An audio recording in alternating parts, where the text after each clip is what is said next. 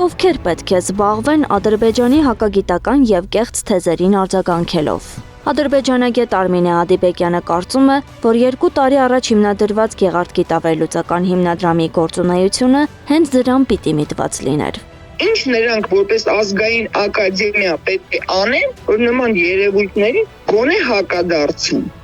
Գեղարդ գիտավերլուծական հիմնադրամի գիտաշխատող պատմական գիտությունների թեկնածու Գոռ Մարգարյանն էլ ասում է, որ աշխատում են այդ ուղղությամբ։ Գեղարդ հիմնադրամը հիմա արդեն ակտուալ դարձավ այս տեսանկյունից, ունի շարք, որտեղ հրապարակում է կարճ համառոտ հետազոտություններ,